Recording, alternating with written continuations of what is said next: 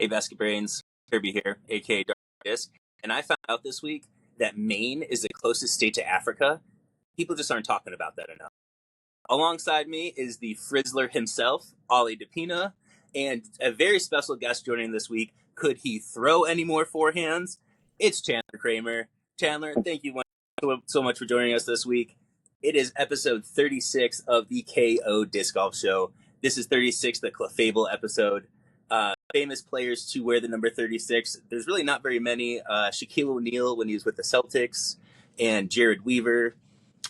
Famous Red Sox players or Red Sox players that I like that wear the number 36. Tristan Casas, Eduardo Nunez, Junichi Tozawa, and Orlando Cabrera.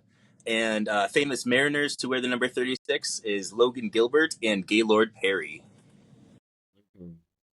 Giants, not too many. We got Mark Haynes from the 80s, and that's all right. The most notable and really about it. So, gonna keep it short and sweet for the Giants. Yeah. Chandler, thank you so much for joining us, man. How's it going? How we going? Hey, guys. Thanks so much for having me on this week. Yeah, it's great to have you. You told us you're driving from Texas down to Florida right now. Yeah, currently I'm on the highway. I'm heading down south to play the South Florida Open.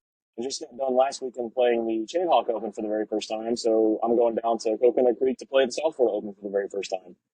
So far, the weather has been way better than it is currently back in Texas, because I know right now it's cold as hell back in Texas. My dad called me up there long ago. He was like, yeah, it's cold as shit in the morning. I was like, how cold? He's like, mid-30s. And I'm like, oh, lovely, it's 70. So Oh, wow. I'm enjoying my time right now in Florida. The weather alone is worth it. So Yeah, no kidding. How'd you play this past weekend? I thought I played pretty well. It was really weird because my putting was probably some of the best it's felt in a long time, despite me not playing any kind of tournament round in like a month and a half or so, or whatever it is. My throws felt pretty good overall, and there were just a few, and like a good handful of throws that were so close to being exactly perfect. And if they were perfect, they would have been under the pin. But overall, I played really well. I think I averaged basically out my rating. And this weekend, I actually played with an entirely new bag. I threw every disc that I threw in the tournament, minus the putters, but there's a reason for that. Every disc I threw this weekend, I had never thrown in tournament before. Oh, wow. Yep. Cool. Yeah, no kidding. That's awesome. Very cool to hear. Yeah, so we're gonna kind of start this off with kind of asking you a bunch of questions like that to kind of get to know you a little bit. You said you're from Texas and all of that. Indeed. I watched your YouTube video that you had on the other day Oh, no. where you're like, and if anybody that hasn't seen it yet, like when you finish this episode, go over and watch it because it's good. It's pretty entertaining. Did you watch the first one where I was just kind of like putting some like random clips together, or did you watch the second one where I was only doing that? I was I was watching where you're throwing just with the one mold, which kind of leads to my question: do you think you're the best boss thrower in the world? I don't know. I don't know if I'm the best, but I would say that I definitely throw that disc very well. I don't know where I'm at on the list, but I got to be on that list somewhere. That's all I know, because I love that disc. I feel like I can control it pretty well. I think it'd be really hard to claim that top spot, but I know I'm on that list. Like, I got to be somewhere. You've seen me throw that disc in person. I know you have. Oh yeah, no, you and I played together at was it Beaver State Fling, and I think at We also played Portland. Yeah, I think we played Portland Open together too. Yeah, this happens like every year where there ends up being like one guy on the tour that I end up like paired up for like a few rounds. Like this year it was you. This past year it was you. The year before that it was like Nathan Queen. Like I feel like I played with Nathan Queen like 7 rounds straight. Where we're like, all right, man, we're kind of getting sick of seeing here, you know. Yeah, that's cool. That video that you had was pretty cool. You had like 7, 8 bosses, and you were like putting with one, and you had like ones and all that. Like, yeah, the 7 bosses that I were using in that video, they were all the ones I had in my bag from this previous year. So yes, I had 7 bosses in my bag last year, but they all flew differently, and I just decided I was going to designate one of them. I don't know which one it was. I think it was like the one that was like kind of purplish. Bush, but I decided to designate that as my putting boss, which is the kind of a stupid statement, but yeah, it was my putting boss for that video. So I love that. Yeah, The yeah, it putting was boss. great for sure. thank you. More videos will be coming out soon. Some of them will be disc golf related. Some of them will not be disc golf related, but there will be more videos coming out. Cool. Yeah, awesome. Yeah, no, like I said, I played, like we said, we kind of played with each other a bunch this past summer. Yep. And one thing that I kind of took from that, from like your game, that I noticed that you're one of the better course generals from what I've seen. Like your ability to kind of attack the course kind of your way, and kind of play to your strengths, and then kind of like look at the course a little differently than most players. I thought was really impressive. Who else on tour do you think is also like a good like course general like that? I feel like most lefties have to be.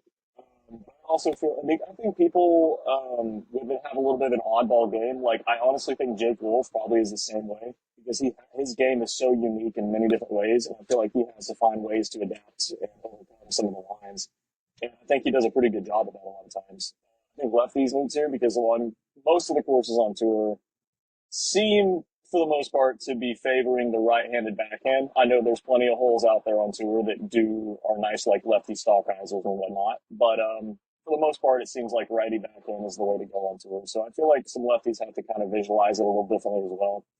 But that's kind of, I think lefties and maybe Jake Wolf, and there's probably somebody else I'm thinking of. I know there's somebody off the top of my head, I just can't remember who it is, but they do a very good job of like, I think breaking down the course and making it work to their strengths the best they can.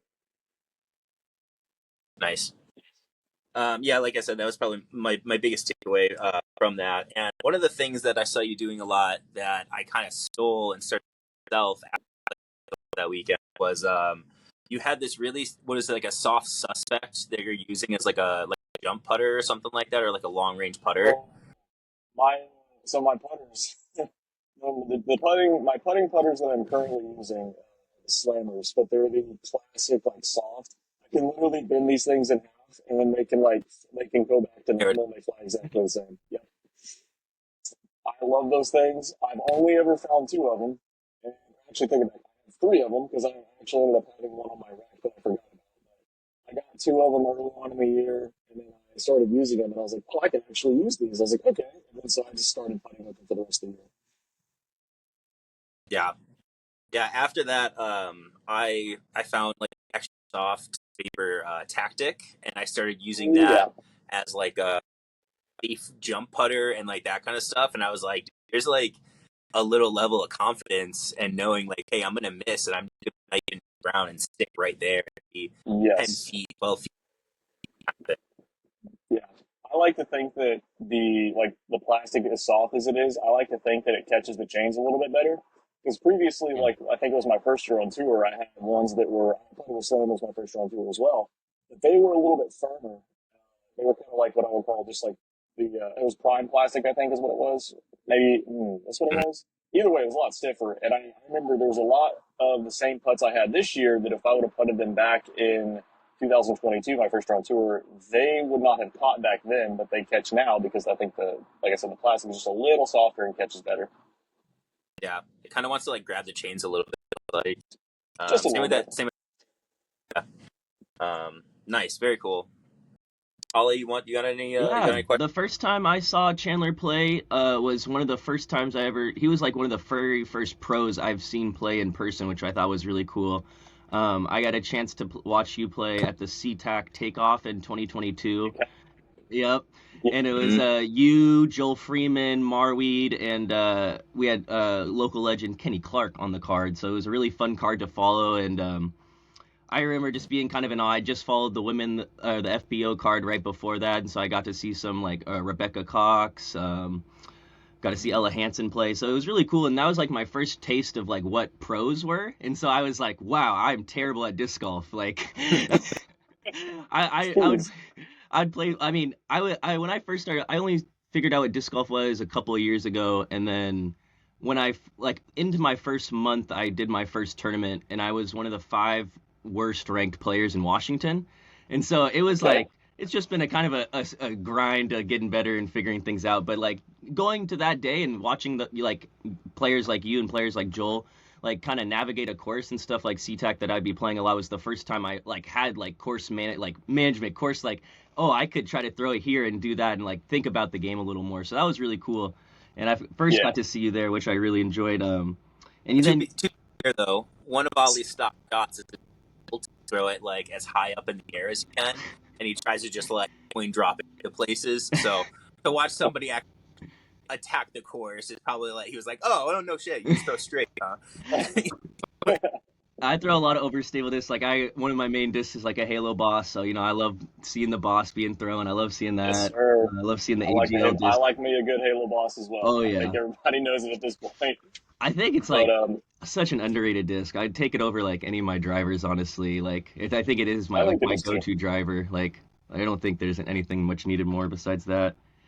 I agree. Um, SeaTac is one of my favorite courses in the Washington area. Honestly, I love that course, and I need to get. Hopefully, if it aligns with like a schedule, I want to go back to playing that event again because I do miss that course. It was a very fun event, very fun course. I would love to get back there. oh, we'd love to have you here. I'm sure definitely Yeah. figure out some of the weekends and stuff like that. But the SeaTac event's really fun, and I think having you there would be even cooler. And I know you come up for the Cascade Challenge. I saw you there last year. I was just caddying for Kirby last year, so I remember seeing you and being like, Nice. but like very very quick. But yeah, it's really cool. What do you think? Like, do you think you'll be continue to keep Washington in the like rotation of events you go and play and stuff like that, or Yeah, I absolutely. guess So kind of like answer right that with now the this SeaTac, year, but Cascade is currently on my schedule for next year, and I don't know when SeaTac is scheduled. I'll have to look again and see if the dates are list. But if it's around that time, I'd love to try and play it this year. I think this year I might not be able to get to it. I think there's a couple events I'm going to be going over in Europe too, and I think they kind of conflict. But I will be in mm, Washington for Cascade. It was actually one of my favorite courses I played. I love that one up there in Shelton Springs. I think it's a bit of a hidden gem. yeah, definitely. I Well, think it it's not might be really the hidden best course anymore we since the have Pro Tour here. And keeps like, going there. yeah, No, I think so. I have my calendar for next year right here. Yep. Cascade is the 16th through the 18th of May. Northwest Championships is the 29th through the 1st, and then Takeoff Oh, is that's Takeoff what is it the week was. after the Northwest Champ. Yeah. Okay, so that's what it was. Yeah, Cascade, you said is the 16th through 18th of May, right? Yep. That's yeah. So that year, that's what it was. So every like few years or so, it seems like one of the tournaments falls on my birthday. And Cascade is on my birthday this year. Oh, is that okay? no way. So we're gonna get the Ooh, I might be Chandler going Kramer through a dead zone. birthday Shelton Springs round. That's kind of cool. Yeah. Hopefully, okay. Maybe you can hear me now. I think I might have cut out for a second. Yeah. Yeah. So, can you hear us? Yeah. Okay. My birthday. Cool. Yeah, I can hear you. My birthday falls on a Cascade this year. My birthday is the 18th, so Sunday, that last round of Cascade will be my a birthday round for me. Oh, you'll be getting Nice. something. You'll be getting a little birthday gift then. I'll remember that. You Nice. don't have to do anything. I appreciate Um, it, but you don't have to do anything. Man, I love birthdays. I like celebrating. It's a fun. It's a reason to celebrate. Reason to gift. um, who do you think on in FPO has the best forehand on tour? Uh, that's a loaded question. I actually have no idea. I I know it's not want to like say as Kristen's is pretty good. pretty rare. Yeah, I think Kristen's is pretty good. She seems to throw it really well. Hopefully you can hear me. Hopefully you can hear me. I Yeah, don't we know can hear why. you. It Okay. says I have yeah, it says I have 3 or 4 bars of 5G, so the fact it keeps reconnecting is a little bit annoying, but that's okay. I think Kristen You're probably would very have, yeah, I would say Kristen probably has the best forehand for FBO. All around forehand, I would say. Are there any FBO players that really only strictly throw forehand? Yeah, I don't think that I can't even think of one off my top that does a majority even. I don't think so. I like Haley King's Any forehand FBO a players that lot. I what throw a think she majority has of forehand? yeah. Yeah, I think Haley King has actually a really strong forehand as well. Um, yeah, she's up there. I think in the conversation for having one of the best for FBO forehands. Yeah, Yep. probably my take with that. One of the last questions I got for you, when I was watching your video the other day, I noticed your fingers super taped up. When I play with you in the summer, they're always taped up and glued. How do you manage like the damage to your fingers? Is it just wrapping it in tape and bandages every day? Do you do any, like treatment like at home every night, to kind of keep them, as fresh as possible kind of deal? Boy, I always have my fingers wrapped. I have two different places I wrap it on the middle finger, and then on the index finger, I wrap it at basically the base, and so I do that every round just to make sure I don't get any blisters or anything like that. So my hands are never actually hurt. Whenever I do that, a lot of people think that my hands are hurt. Luckily, they're not. They're just it's all preventative because I know that in the past, whenever I don't wrap my fingers, that is like the number one place that I get blisters and whatnot. And actually, the whole reason that started was during one of the tournaments I played, I had two blisters that were formed. They were blood blisters, and they popped mid tournament. I was like, I don't think I'm going to be able to play and finish the rest of the round, whatever the case was. So I wrapped them up, and then I played the entire rest of the round with no pain, even though the blisters had already popped. So Oh, that's why I wrapped my fingers. yeah. Geez. All right. Well, that makes a lot of sense.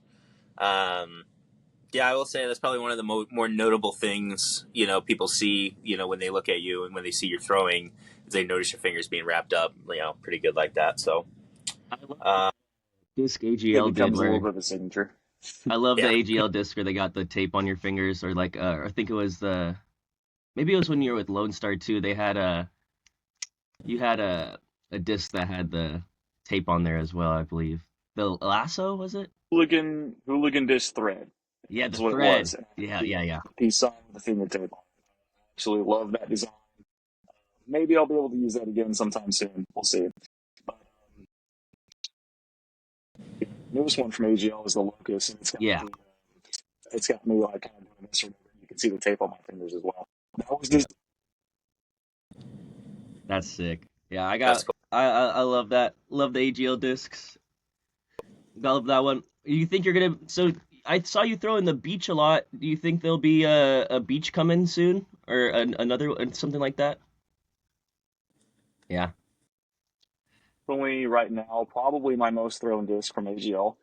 I threw that all over the place last year. In fact, I still throw it. The same one. I was very fortunate. This is probably one consecutively because I haven't lost it yet. But you first get lost somehow in the water or like something bad happens. But so I've been thankful to keep it in my bag the entire year, and I'm going to continue to throw that disc if I can. So Yeah. It's like surprisingly like they're so those mid ranges from AGL are like really glidey. So like I feel like I get like some cheater distance with like a beach or with a magnolia sometimes where it's like it doesn't feel like I'm throwing a 5 speed. It feels like a little faster than that. So really cool to see that. I love the beach. I have a few of them, some of the older ones, and then I need to get a woodland one because I do like that softer plastic for sure. It's hard to sometimes those in plastics are hard to get. Yeah. in my opinion, I like because I favor on the side of stuff that's a little bit more stable. So Woodland Glow, Mm. and I kind of rated the website for those. I'm not gonna lie, because I wanted to have all extras I can. But those are like the top tier ones for me. Like I love those so much. The stock ones are good, but those are going to be like a tick more overstable, and by a tick more, they're noticeably more overstable. So that's what I like personally. Yeah, I found this old one on the team website, and I got so it has like a team stamp. And it's from one of the older runs of beaches, and I really like that one. And then I have a couple X outs from the older runs as well. For the new ones, I don't even. I think I've only had one new beach, and I it didn't. I think I did lose that one in a pond. I'm not. So I do like the older beaches. They've tended to stay in my bag and my possession a little longer. But yeah, super sweet disc. Nice. Ollie, how you doing, bud? How's everything going? Good. Just working. Costco's been, it's like the same, not too bad. I'm almost done with my 90 days, so that's like probation done, and then I'll just be a real Costco employee. So There you go, bud. that's very exciting, and getting to, I think I'm gonna start getting into the team golf schedule came out and the team came off, so the box squad's got our team golf thing. So I'm excited to get doing that and get those days off of work and get to travel and play some cool courses. But that's about it. Just working and figuring these things out. Yeah. Cool.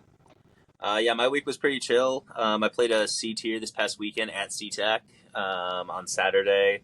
Shout out to my buddy Derek Chan. He came out and caddied for me, even though the weather was like absolutely miserable. He's the real one. Our notes here says that I'm still anxiously waiting for Juan Soto, but Juan Soto signed with the Mets the other day, so like, I don't know. I'm not really like crushed or anything. I know Yankees fans are like pissed and like and they're like really butthurt about it, but like, I don't know, dude. So $705 million is so much freaking money. So before that was offered, there was like 3 or 4 teams that offered 600 million or plus, and 700. Yeah, but there was 3 teams or 4 teams that were offering 600. No one offered 700 million yet. And so this kid on TikTok, he commented, he was like, Juan Soto's he's gonna sign at the Mets 700 million plus, and they're like, that hasn't been offered yet. What do you mean? And he comments, do you know who I am? And then you go to his account, it's the fucking owner's kid. He leaked before that the offer was that it was like 700 plus mil, and they were like, no one's even done 700 mil. Like, what do you mean? So funny. I saw that and I was like waiting for it to thing. I was like, I feel like it's real. So that's so crazy. $765 million over 15 years is just an absurd amount of money for somebody. That is absolutely unreal. Like, oh my god. It's kind of cool to see, honestly. I don't know. Like, I heard somebody say this on one of the podcasts I was listening to, and I really believe it, where like, when A-Rod signed with the Rangers, nobody touched that dollar amount for like a decade plus. And I think we're going to see that with this contract, where it's like, hey, like who like reasonably in baseball is going to like even be anywhere near this? It's like, we just don't, there's not a player that's like young enough that's come into the league that's been this good, this young, and kind of has all like the right kind of perfect situation like this. So this really is like a pretty historic contract, and the Mets aren't done. They might sign like another big pitcher, and they might sign like Alonso back and stuff. Like the Mets are going to be like gross next year. Yeah, they're definitely doing everything that they can to try and win a world championship. And honestly, but the Mets are the Mets, so I feel like they're always going to find a way to not find a way to win. As Metsy as it getsy, Yep. And like the Mets will do Mets things. So unfortunately, but. Yeah, pretty interesting though. Now as a Red Sox fan, we're like, hey man, we have all this money that you're looking to spend. Like, let's sign a big starting pitcher. Let's sign I don't know, 2 starting pitchers or something. Let's get some players on our team and ready to go, because we have a good young core that we're ready to like bust through. And now the Yankees look vulnerable. It was like, hey, this was our American League champions last year, and they're missing their number 2 hitter now. Like, make it happen. So he's not on the Dodgers. That's all. That's where my quarrels were. Yeah. $600 million of deferred money or some crap would have been insane. Bro, I would have been pissed. I'd be like, all right, get your ring and get out. Next year. Like, skip to 2026 already. I'm done with. Yeah, going too far. Yeah. But yeah, getting right into the Tree Smack fundraiser. Chuck did 2 tournaments on back-to-back days where he split up the divisions in that. Like I said, Saturday morning was some of the worst weather I've ever played a competitive tournament in. The morning was just like dumping rain. Like at one point, I actually like tripped and fell on a tee pad and like rolled into a puddle. So I got up and I was like soaked down to the core, man. And like I threw like such a bad shot. At one point, I looked at Derek and I was like, Derek, like, can you run to the car and get me more towel? And he's like, no. Dude, he was there and back so fast. Like, I cannot thank Derek enough. Like, he saved me probably 2 or 3 strokes, like, that round by getting there and back so fast kind of thing. Like, can you, like, start the car? I'm ready to go. There was 2 players that just walked off mid-round. They were like, yeah, they were just like, I'm out of here. Like, this isn't worth it today. Like, I'm out. And, like, oh, my God. Yeah, on the short score sheet there's a 999 and an 888. Like, there's like on back-to-back at the bottom. It's like, yo, it's crazy. But like, it was like that shitty where it's just like, hey, I wouldn't bail halfway through, but I do kind of understand that, because like at 6 holes, like it was dumping the hardest, and you were like, what do we do here? Yeah. But yeah, so Um, yeah, I won MPO. My biggest competitor was this guy named Dan Lilly. Dan actually plays MP50 usually. And his putt was like really good. He was a classic like MP50 guy where he doesn't have a ton of distance, but he's going to put exactly where he wants to every time. When we hit the par fours where you needed more distance was really where I kind of separated myself because I was able to bite off a lot more distance than he was and make that easier upshot where he was having to, execute a pretty long shot for himself like both times.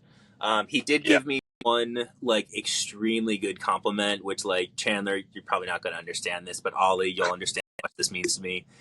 He told me that he was like he saw me miss a putt, which like I had the game in the bag at that point, but I missed a putt and I kind of like looked at myself and I was like, fuck. And he comes up to me on the next hole. He goes, "You are very much like Ming, where you don't care how many strokes you win by, you just want to shoot your best." And I was like, "You told me I'm like Ming?" I was like, "Oh."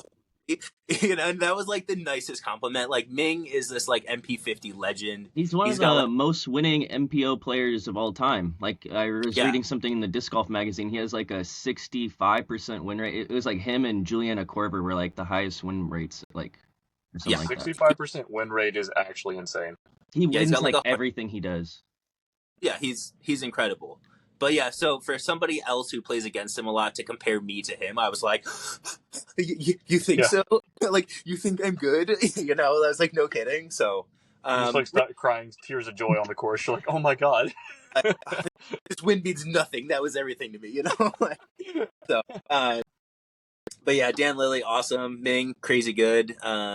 At the end there, it really was like I kind of looked at scores and I knew if I go into the last like two holes and I birdied them, I would beat Ming. So there definitely was a little extra pressure to be like, I got to get these two. Like we got to beat him too. He wasn't even in my division, but I was like, I got to get him today. Like can't let Ming, edge me out kind of thing.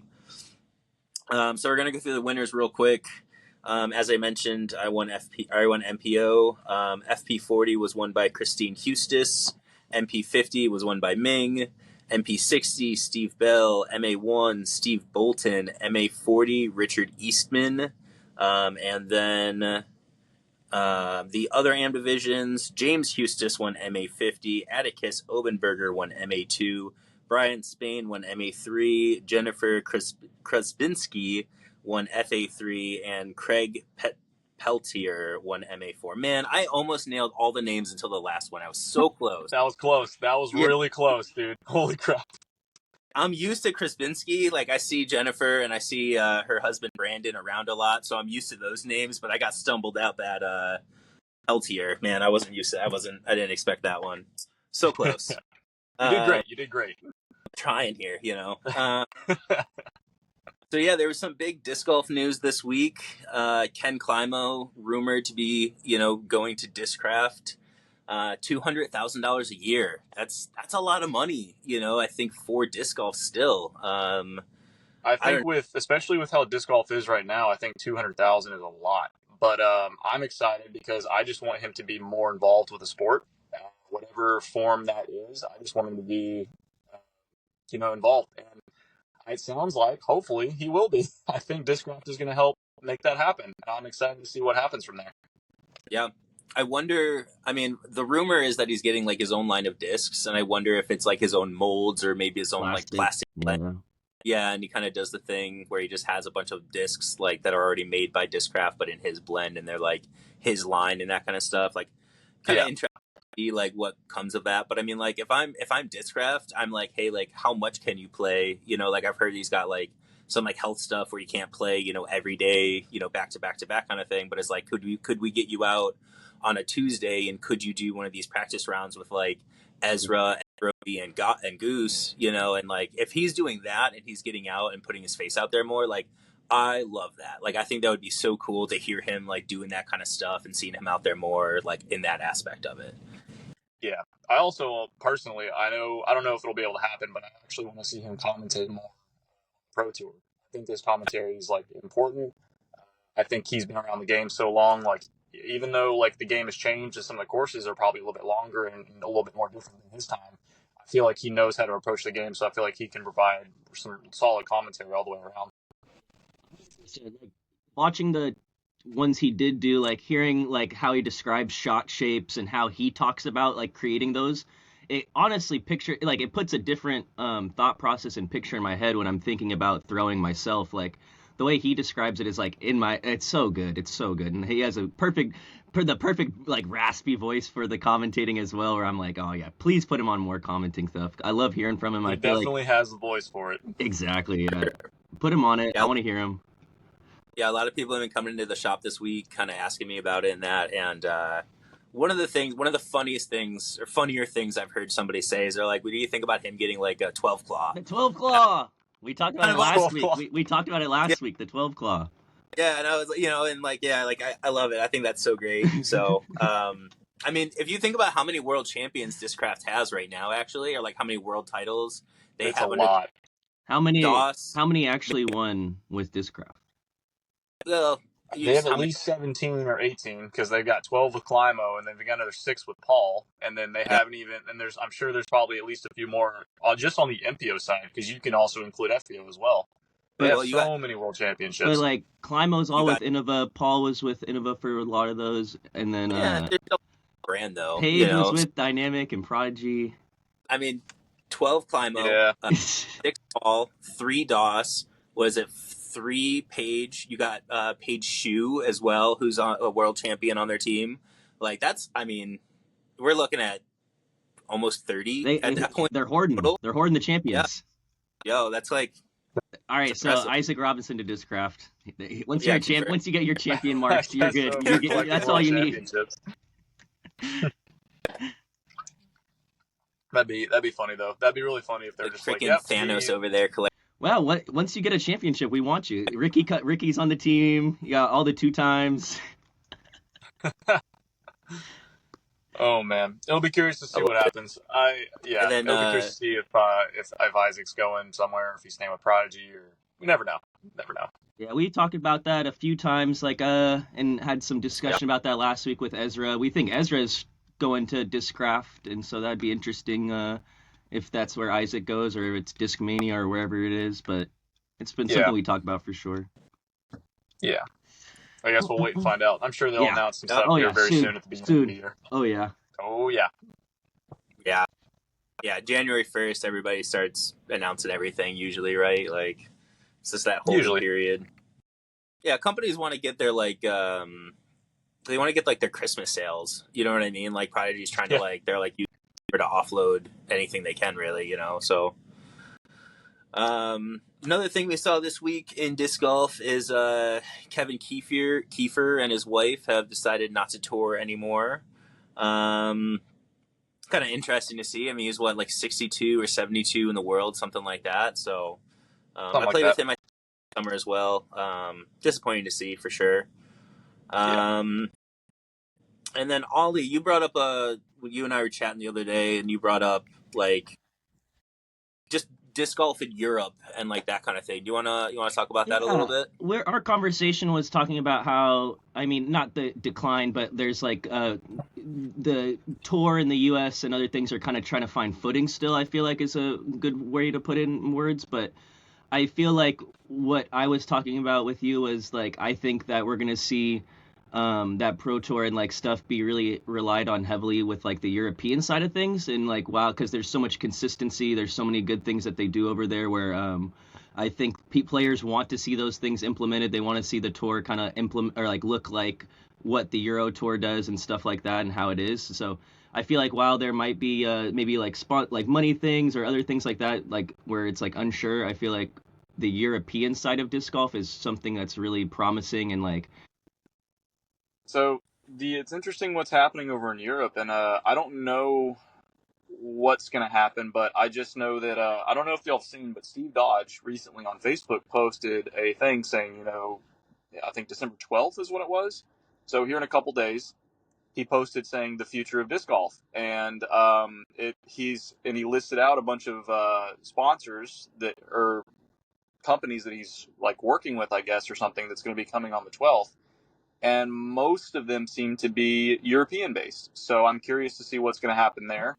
I have no idea what that is, but I heard somebody talking about it recently. And there's a website, it's like futurediscgolf.com, but there's nothing on that website right now. I think it's just like I forget what it was. There's nothing on it, but there's an announcement apparently coming soon. So I'll probably be listening in on that one and seeing what that's going to be about. Yeah, that's interesting. That's crazy. Yeah. Yeah, you pull it up and this is all you get. Yep. Future Disc Golf, December 12th. Told you. Yeah. Huh.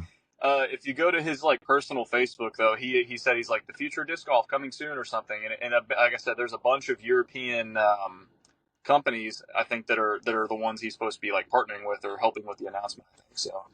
I guess something big might be going on. I have no idea. We'll find out in 2 days.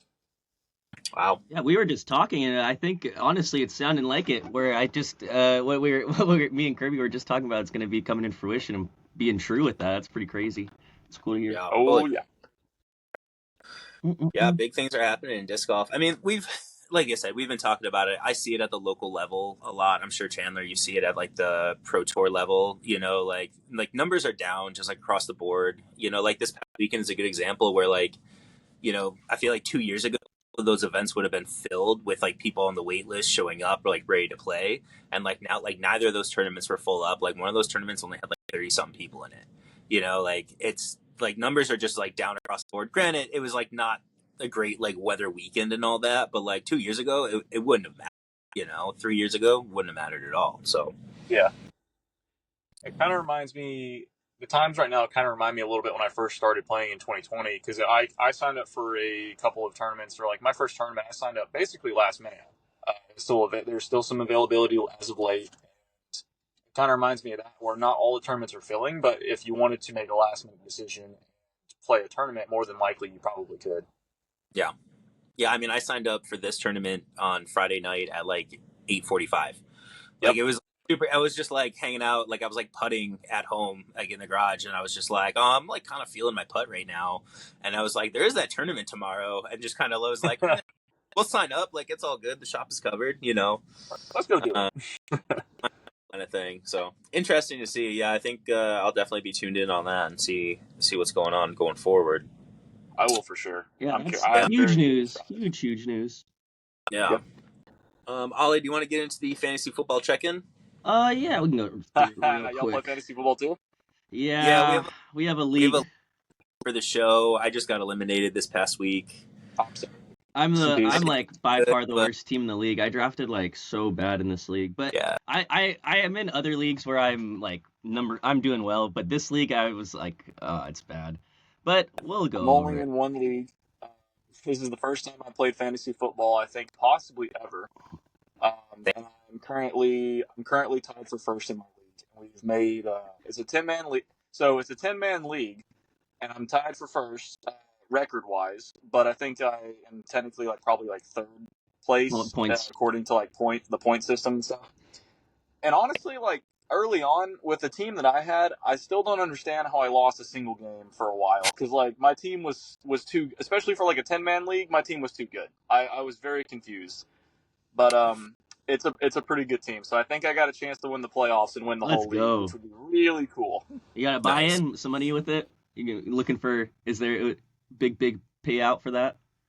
So it's with my brother-in-law and some other people like that. Like I think my sister's in. Okay, yep. But originally all it was he was like, hey, do you want to join the league? We need like 1 or 2 more people. And I was like, sure. I was like, I'll join. And then it was after I'd already said yes and I joined the league. He goes, oh, by the way, it's a $20 buy-in. And I was like, oh, thanks, bud. I was like, appreciate that. No, it did that to me this year. They're like, you want to play? And I was like, oh, hell yeah, I'm down. And then the next day they text me and they're like, okay, we got our 10. It's $100. And I was like, bro, I'm not just... I was like, what? I was like... Yeah. Oh, no. Oh, no. I ended up doing it. Holy moly. $100 buy-in is wow. Well, because when you see when they're like, winner gets like $800, I was like, oh, that kind of sounds nice. Yeah. Yeah. We each, I'm putting a couple of discs. Yeah, it's all disc golf stuff. We're just, me and Kirby supplied it's a free league to join, so you're just like, we're going to supply with some like disc golf stuff, maybe some like discs and swag. We realized the season was wrapping down, we were going to need to add segments to the show, so we're like, fantasy football, roll it, no yeah. Problem. Out of curiosity, who is y'all starting quarterbacks? Mine most of the year was Daniel Jones. I'm a big Giants fan, so I kind of just rode that. I'm not gonna lie. It also allows me to not draft a quarterback. I can just always pick him up. So that was the thought. You said Lamar Jackson? Yep. I got Josh Allen. Oh, you're happy. You're a happy camper. I was waiting. Oh, I got Josh Allen, and then one of my wide receivers is Khalil Shakir. Okay, yep. So you're feeling Yeah. real Yeah. nice. Yeah. I'm doing pretty good. And then they somehow, and this is why I said I don't know how. I really, really have no idea how I was able to like get this team. But my starting running back I got was Derrick Henry. Derrick Henry, let's go. King Henry. Mhm. He Yeah, has that's a been stack a team. workhorse. Oh yeah, oh yeah. He's been an absolute workhorse this year. But I love that. All right, so quick going through it. We're just gonna go talk about the playoffs because that's all that matters, really. If I could pull it up, but like Kirby said, he lost to Sean Kong in the first round. Kong 206, so he's gonna be out of the playoffs and playing CL 25423. And then Slop Jockeys is gonna be playing Toby QH. Say his name. 2 tight ends, 1 cup. 2 tight ends, 1 cup. Yeah, oh like my god, glossing over that just because Chandler's here. Come on. oh my god. To be fair, when I pull up the thing, it just says Conger. So, but it is 2 tight ends, 1 cup versus Team CL25423. Everyone in our league seems to have like really good play on words for their names. Like my sister's name for their team is "Show Me Your TDs." Like, Good. That's really yeah, good. like there's like a bunch of good ones. I missed the memo, and mine's just called Pro Frolfers. That's all mine's called, or whatever. Like that's all mine's called. And I didn't realize everybody was like a common theme there. And I was like, well, shit. I was like, I should have. Like, what? I think my brother-in-law, his name is Step Burrow. I'm stuck, or something like that. So you're not the Like, nice. oh man, yeah. Like I missed the memo apparently, but yeah, That's I awesome. love those names. Speaking of Cup, I have Cooper Cup as my wide. I know, wild. I have Cooper Cup as my wide receiver too. That's a great transitioning. Speaking of Cup, Speaking of Cup, but oh so man, we're gonna have a nice little round 2, week 15 matchup, and yeah, I think I'm rooting for the OK Disc Golf Show. So we're the KO Disc Golf Show. So one of the people chose to be the OK Disc Golf Show team name. So I like that one. We're going for them. nice. That's Toby, right? That is Toby, our boy. Yeah. Bro, we're like 14 weeks in, and I still only know like 4 that like who's running them. Hey, they're people that watch. So that's cool. Yep. All right. Is that you got anything else for the check-in? Or are we good? That's there? good. There. Let's Cool. get to this draft. Yeah. So this week, Chandler, thanks for joining us. We have the R draft. Every week we draft, something random. This week, we've been making our way through the alphabet. This week we're on R. So yeah, any words that just kind of start with R, or I'm gonna pick the order. Chandler, I'll give you. Chandler, do you want the first pick, or would you rather have like the third? I mean, I can. Yeah, we'll give you the first pick. I'll take the second pick, and then you'll take the wraparound. Okay. Any words starting with R? Huh? Any word. And R words. Yep. It could be like a name of a player, but like Michael Jordan would go under M under Michael, not under Jordan. So I can do like okay. If it's like a name, I can do that. Yeah, but it would have to be like First name. like for G, we went with like Griffey Jr., not Ken Griffey. You know what I mean? Like you got to kind of. Luckily, I just actually thought of one, and I think it's a double R, so we're good. I'm gonna go for the starting off the draft. We're gonna go Rolls Royce. Oh, that was mine. I just thought of it. Literally, I just thought of it. I literally am like, oh, I have Rolls Royce pulled up on my phone. I'm like, no one's getting this. Yeah. Dude, I'm sitting in a parking lot and I'm looking at a Mini Cooper or whatever it is, like the little minis, and I was like, maybe I can do a car, and I was like, are there any cars like with that? And Rolls Royce came to mind. I was like, oh, that's a good one. Yeah. All right. Sorry, Ollie. No, it's okay. We got backup. Rolls Royce is a good one for sure. For my number 1 pick overall, I'm gonna pick restaurants. Freaking love Nice. restaurants. Ollie, I'm number 3. gonna get cooked. One of the common themes is sometimes I just get cooked in these. Like my lists are like very off. But you took the car. I'm gonna take another car, not as popular in the U.S., but a Renault. It's a French car. Okay. Yep. I know what that is. Yep. So a Renault. Not my Rolls Royce that I wanted, but I still get a car to drive, so we're okay. And then we're gonna go with reward. Okay. Rewards. I love them. You gotta love a good reward. Yeah. Solid. All right, I have the number 5 pick here. I'm gonna pick. Um, I'm gonna pick rock and roll. Oh, that's Uh, another Ooh, good. that's a good one. Oh, That's a good one. I hope that another really common R word doesn't get picked before. Chandler, you have the number 6 and the number 7 pick, so back to back here. Okay. I'm gonna go a little bit specific. I'm gonna go red rubies.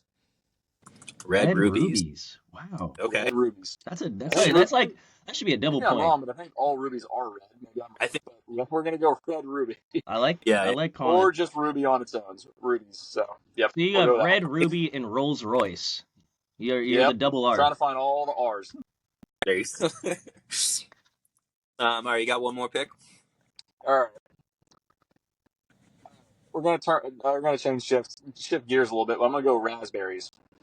Oh yeah, that's on my list. That's amazing. Yeah. So do I have one pick?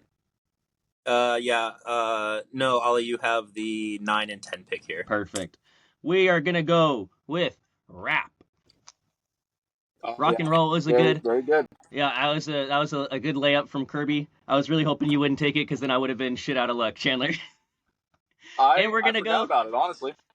We're gonna go. I think I'm feeling good. We're gonna go with romance. Good old Ooh, romance. that is good. Yeah, love. That is good. I messed that up. I was supposed to get. You had the number there. Well, For you're 8 pick. shit out of luck with your picks because I Wasn't got gonna them. pick either of those anyways, so like we're all good.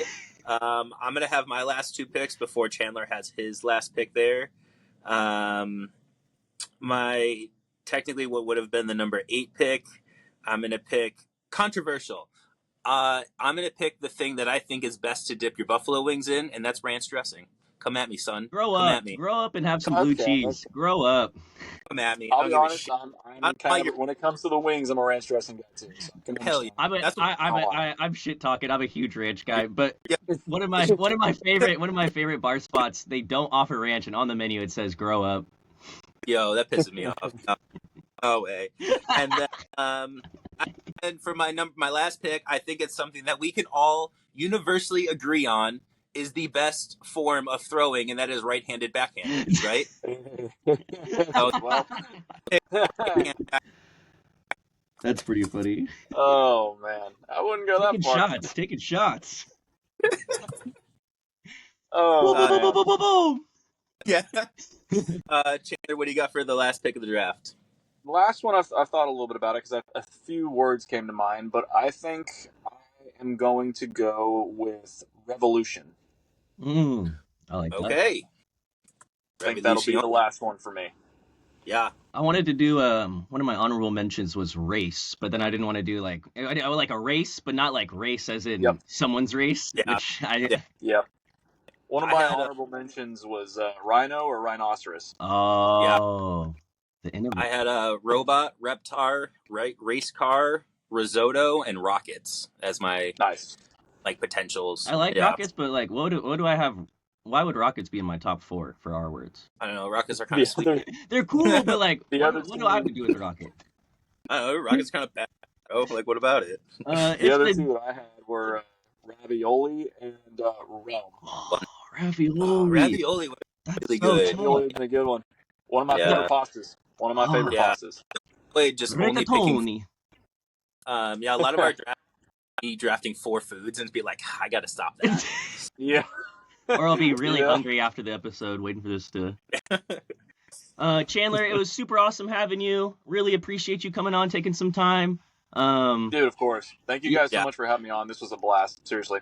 Yeah, we like to keep it pretty chill. Just have some people come on, just talk, do whatever. It's really a pretty chill, good time. Excited to see you come up to Washington this summer for the Cascade Challenge and all that good stuff. Yes, sir. To end, got a little Shaquille O'Neal quote. I'm tired of hearing about money, money, money, money, money. I just want to play the game, drink Pepsi, and wear Reebok. Come on. Hey, Reebok would have been a good one. Oh, Reebok! Reebok would have been a great one. See, that's the other thing. You finish the draft and then you're like, oh, fuck, I have so many bangers. Like that would have been a good one. Oh, man. Aim stole high, the quote straight up. shoot low. We'll see you next week. Peace. Bye, everybody. Later, guys.